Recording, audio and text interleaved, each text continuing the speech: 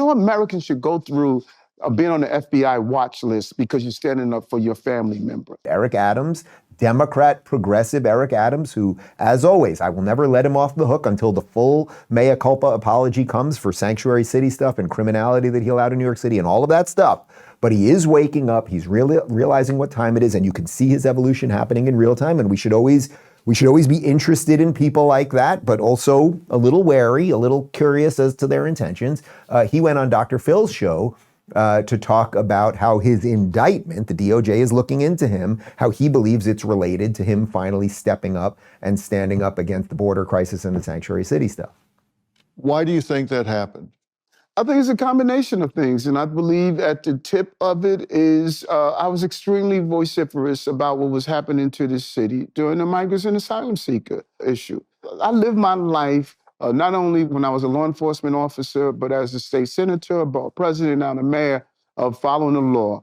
And when you look into the crevices of the indictment, it clearly shows there's something that's just not right. And, Dr. Phil, I cannot tell you, the only consolation to this is that mommy's not alive. I would not want my mother to watch me go through this.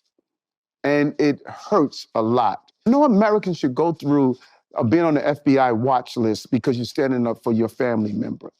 That is just not what our criminal justice system is about. And that's not the criminal justice system I fought for. I've been an advocate for proper criminal justice. And so I believe that the record is going to show I did nothing wrong. What I did right, I stood up for this city. And I believe there were those that just disagreed that why was I standing up to see what was happening to my city and happening to the families in the city. All right, so again, you don't let the guy off the hook, but there's a guy saying, hey, I believed in the institutions, right? I was part of the institutions, and now I see how corrupt they are. So that's an interesting one to just track going forward. There are many people like that, many people going through their own awakenings. We always want it to happen faster. We always want the apology, all of that stuff. But I think it is worth tracking that. We got just a bit more from that. This is in New York. President-elect Trump has been charged with a lot of things here. This is happening to you here. Is this something that has infected this district? Why do you think here this is going on? I started looking at my case and reading through it, and then I started to just go and search what has happened to other people.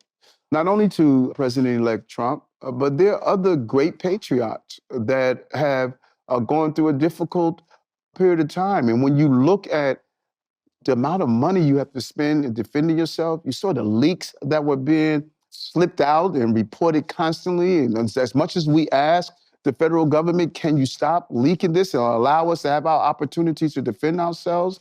And it's almost as though you have your hands tied behind your back because you can't talk as much as you want to push back on some of the accusations. But I think this is a national issue that we have to face.